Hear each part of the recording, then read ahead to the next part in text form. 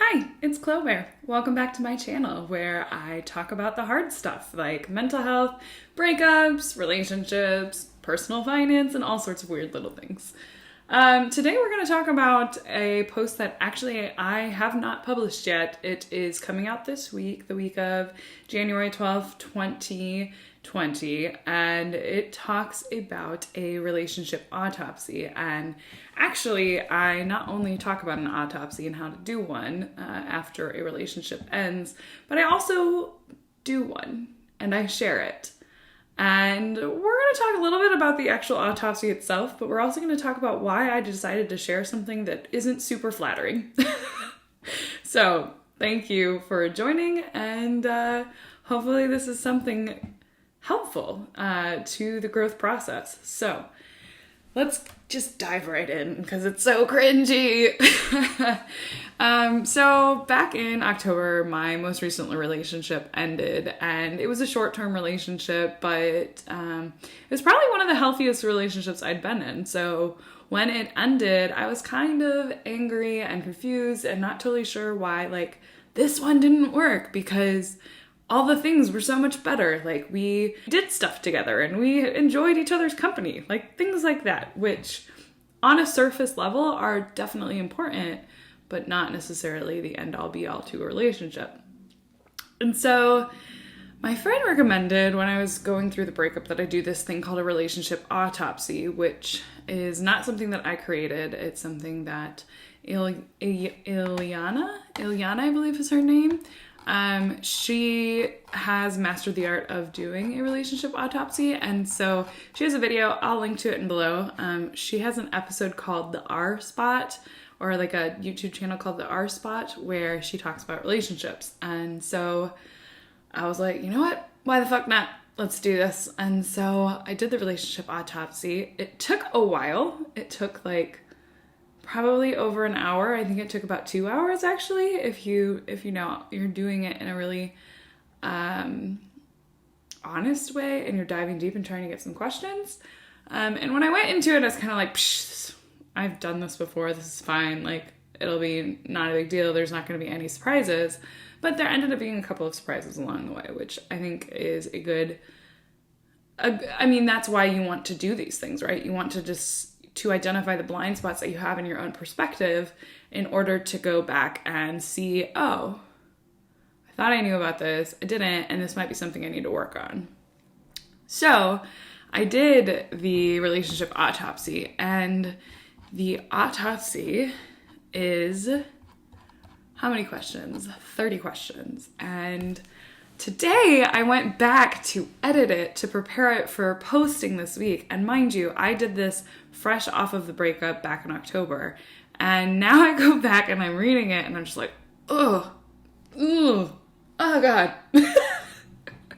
Because there's so much anger in it, which, first of all, let me just say, I'm allowed to be angry. I'm allowed to feel anger. Women are allowed to be angry and feel anger.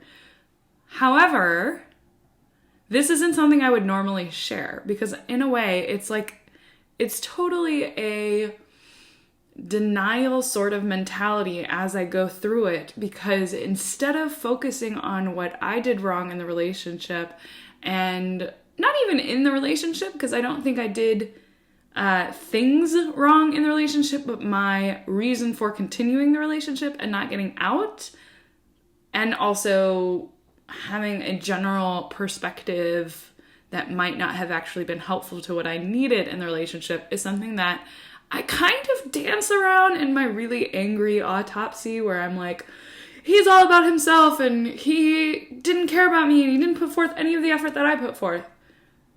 Sure, that's totally true. But the things that I dance around is the fact that had it been the right relationship, this wouldn't have been an issue. If he had been in the right relationship, or if I had been in the right relationship, there probably wouldn't be a scenario where he wasn't giving at least 50%, or, hopefully you would want to be in a relationship. When you're in a relationship that you want to be in, you're giving 100%.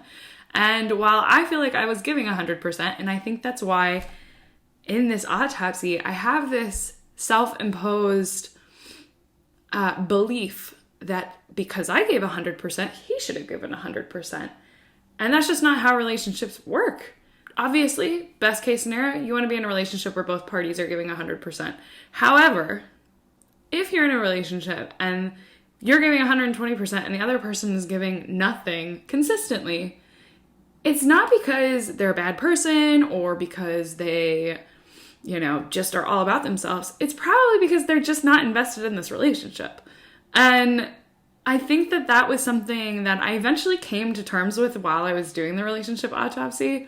But there's this need to control how he is while I do this relationship autopsy, where it's like, I want to control what he should be doing. And anytime you run into the word should, you're denying what actually exists. Because what actually existed was something that made me angry, was he's not giving forth effort, but he should be. So that's what made me angry. He's not doing XYZ, but he should be. I'm giving this, so he should be doing this. And I just kept on this tangent of, here are all the things he should have done in order to keep the relationship alive, instead of focusing on the root of the issue, which is he probably just wasn't all that into me, ultimately. And eventually, way after this relationship autopsy, a couple weeks later, he and I ended up having another discussion where it was just kind of like, hey, sorry for how it ended. And, we had a really good time, but something was actually off. And that was the first time I ever got any, that level of vulnerability and honesty from him. And I think that is why in this, I'm so angry, because that's what I want. I want that vulnerability. I want him to say something was off. But I couldn't get that until I was willing to say, you know what, it's okay. It's okay that it ended poorly.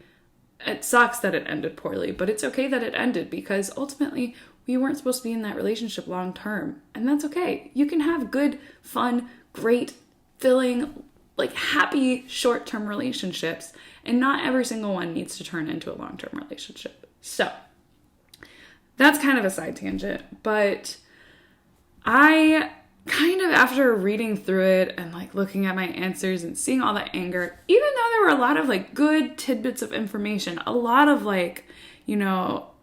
obviously stream of consciousness writing and getting to these points of well, maybe it's because of this, and actually it's this. And I had a lot of those little light bulb moments throughout the piece, but the overall feeling of the piece feels very sticky and gross to me, because it's so painted in that fresh, gooey, angsty, post-breakup vibe feeling, all that good stuff. So I think the question that I want to answer is, why am I even sharing this? Why am I sharing it if it makes me embarrassed? Why am I sharing it if it shows all the ways that I hadn't yet grown? Well, that's why. I'm sharing it because this is a part of growing. Doing the hard, gooey, icky, gross work and looking back and realizing I really didn't have it figured out, and I really was not allowing myself the truth of the situation. I was trying, I have seen ex-boyfriends do to me. I was trying to come up with a reason that had nothing to do with me. And while him not wanting to be with me or not being fully committed to the relationship, you could say that has something to do with me, but ultimately it doesn't. What had to do with me was the fact that I kept continuing the relationship. I kept trying to push it forward, even though my gut was telling me something's off here. Something's not totally right. And I think it's really important to share the really sticky parts of growing and being honest with yourself and learning how to be honest with yourself, because I had to do that first to get to this stage now, right? Literally asked myself, when he and I had a conversation a few weeks later, what do I need to say in order to feel healed from this? And because of that, we were able to have a good conversation, and it felt like a little band-aid on the rip, and things got better because of it. And looking back now and reading through this relationship autopsy, it's uncomfortable, because I like to think that I have things figured out. But it's okay to not have some things figured out. And it's okay to share the process too. So that's why I'm sharing it. I'm sharing it because growth is not always a straightforward path and it's this easy, like 1, 2, 3, and we're done. Sometimes it's like these side tangents of thinking you know what you're doing and realizing you actually don't. So what matters is I got to express myself through that process of doing a relationship autopsy. I discovered a few really important things about myself, like that I might need somebody who's more creative, that I still have some insecurities that I need to work on within myself in order to avoid finding myself in the same situation again, where I'm looking to someone to make me feel more secure about something I feel insecure about, which isn't helpful, it doesn't work. And I also don't want to give that kind of power away. So there are a couple of things that I did learn through it. And then even more than that, what I find even more valuable is being able to look back now and see the ways that I have grown since writing this, even in October. And that's cool. And I think that this was a part of it. So feel free to go read the super cringy relationship autopsy. I do think that there are some good points in there. And more importantly, I think that it's a really honest display of what the growth process is like. So that's really all I have to say about that. And I hope you enjoy it. And I hope you feel some empathy towards what it is to go through that process and to look back and like cringe, even when it's something you only wrote 2 months ago. And I hope for anyone out there experiencing a breakup, the relationship autopsy is that cathartic experience that it was for me.